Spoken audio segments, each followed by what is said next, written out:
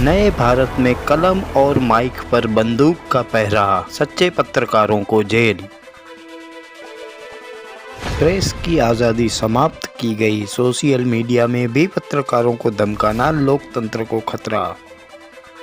Supreme court के जजों के खिलाफ ईडी और सीबीआई लगाई जा रही है, सत्ता के समर्थन में फैसले का दबाव। ईडी और सीबीआई को हथियार बनाकर सुप्रीम कोर्ट के जजों को सत्ता के अनुकूल फैसले देने का दबाव। निर्वाचन आयोग की नियुक्ति में चीफ जस्टिस ऑफ इंडिया की भूमिका खत्म करने से लोकतंत्र की जड़ों को खोखला किया गया। नमस्कार, आवाज़ जनता की में से मैं दतेश पावसर। आज के हालात में देश में लोकतंत्र किस स्थिति में है और लोकतंत्र को पहुंचाने का जो माध्यम है, जैसे मीडिया हो गया, सोशल मीडिया हो गया, उसकी क्या स्थिति है, वह जानने के लिए आज हम प्रोफेसर इंद्रानी साहब के पास आए हैं। नमस्कार प्रोफेसर साहब, के स्वागत है। नमस्कार। जब तक जनता को जो सत्य घटनाएं हैं पूरे देश में घटित हो रही हैं उनका ज्ञान नहीं होगा, तब तक जनता अपना मत नहीं बना पाएगी। और जब चुनाव होंगे, इलेक्शंस होंगे, उस समय जब वो मत देंगे लोकतंत्र के अंदर, तो वो सत्य पर आधारित नहीं हो सकता। तो जो माध्यम है वो लोकतंत्र के जो चौथा खंभा उनको कहा जाता है, वो लोकतंत्र में उनकी बहुत बड़ी भूमिका है। इसलिए माध्यम का स्वतंत्र होना किसी भी अच्छे लोकतंत्र के सफल होने के लिए अनिवार्य शर्त है। अप्रत्यक्ष रूप से वो जनता के हक का हनन किया जा रहा है और जनता के हक को समाप्त किया जा रहा है। बहुत ही अच्छी बात कही प्रोफेसर साहब ने। अगर किसी पत्रकार को ऐसे दंडित किया जाता है तो वो अप्रत्यक्ष रूप से जनता को ही नुकसान पहुंचा रहा है। यह बात हमें देखनी होगी कि आप जो देख रहे हैं, आपको जो सूचनाएं मिल रही हैं, चाहे वो अखबार के माध्यम से हो, चाहे टीवी के माध्यम से हो, चाहे सोशल मीडिया के माध्यम से हो, वह जो आपके पास सूचनाएं पहुंच रही हैं, वो पहुंच रही हैं या पहुंचाई जा रही हैं, सच्ची है या झूठी है, उसके आधार पर आपको निर्णय लेना होगा। प्रोफेसर साहब, तो ये तो हमने बात की कि आज की क्या समस्याएं हैं, लेकिन इसके समाधान के लिए भी तो हमें कुछ ना कुछ करना होगा। क्या आपका अनुभव रहा और क्या सुझाव आप सजेस्ट कर सकते हैं? देखिए, एक विवाद जो हमारे देश में चला, वो चला कि जो निर्वाचन आयोग है उसकी नियुक्ति कैसे हो। तो जो चीफ जस्टिस ऑफ इंडिया की ओपिनियन थी, जो चीफ जस्टिस जो है वो लोकतंत्र का एक बहुत महत्वपूर्ण जो है कार्यकर्ता है।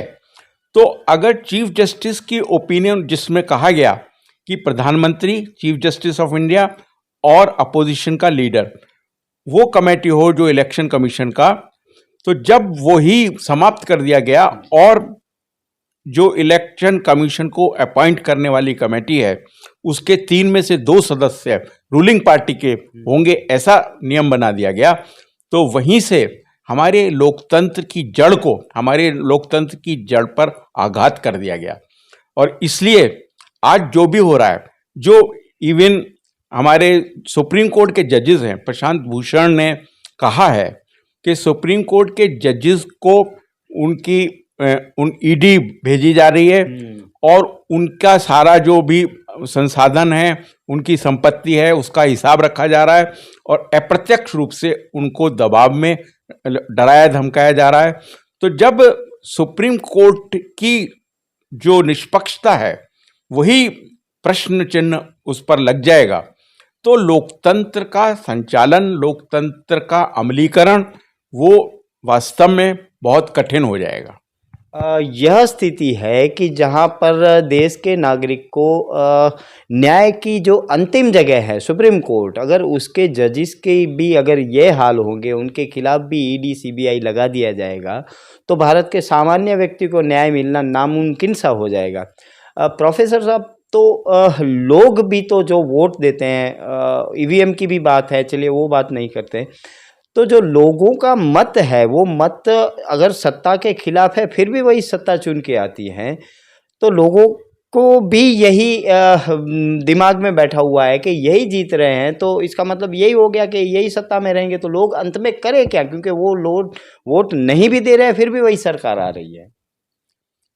जो असहमति का अधिकार है वो एक मानव अधिकार है। जी। तो जनता को जो है उसका जो मूल अधिकार है, अभिव्यक्ति की स्वतंत्रता है और सत्य को जानने का अधिकार है और सत्य के आधार पर निर्णय करने का अधिकार है।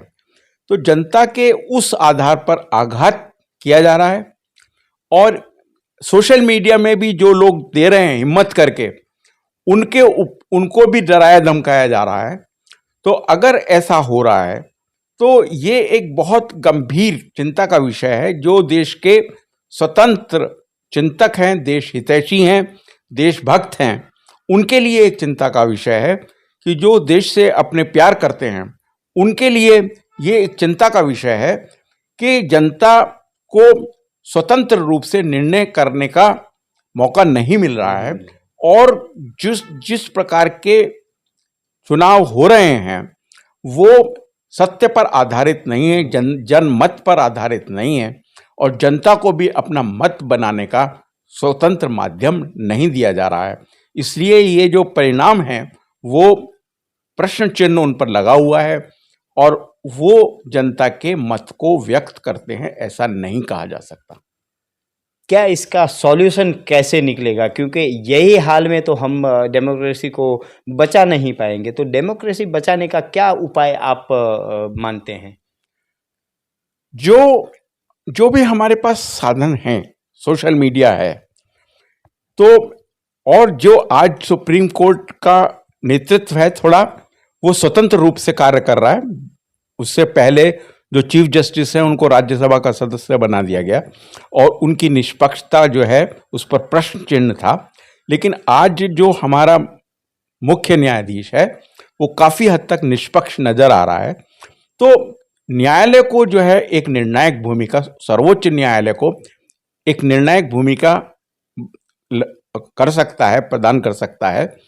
और जो हिम्मत दिखा रहे हैं, रवीश कुमार है, बाकी हैं, जो पत्रकार हिम्मत दिखा रहे हैं, अभिसार है, तो पत्रकारों को भी आज की तारीख में एक जो है एक योद्धा की तरह लड़ना होगा और पत्रकारों के योद्धा बनने से और न्यायाधीशों की अपनी कुर्बानी देने के लिए तैयार होना पड़ेगा। जब तक जनता कुर्बानी के लिए तैयार नहीं होगी और युद्ध स्तर पर लड़ेगी नहीं, तब तक लोकतंत्र की बहाली या लोकतंत्र की वास्तविकता, उसकी भावना का दोबारा से स्थापित होना कठिन होगा। इसलिए जनता को युद्ध स्तर पर और अपनी कुर्बानी देने के लिए तैयार रहना होगा। कुर्बानी से ही यहाँ हमारे देश के लोकतंत्र की रक्षा संभव है, अन्यथा नहीं। तो प्रोफेसर साहब ने हमें बताया, अतीत के भी कई उदाहरण दिए हमें। प्रोफेसर साहब बहुत बहुत धन्यवाद आपका। धन्यवाद आप। यही जो हालात हैं, हमने आपको पहले भी बताया था कि कुछ पत्रकार ही हैं जो बोल पा रहे हैं। जुल्म के साये में लब खोलेगा कौन, हम भी अगर ना बोले तो बोलेगा कौन। मैं दतेश भावसार, आवाज़ जनता की में से। अगर आपको हमारी स्टोरी अच्छी लगे तो लाइक करें, अच्छी ना लगे तो हमें सुझाव दें, लेकिन सब्सक्राइब कीजिएगा ज़रूर। नमस्कार।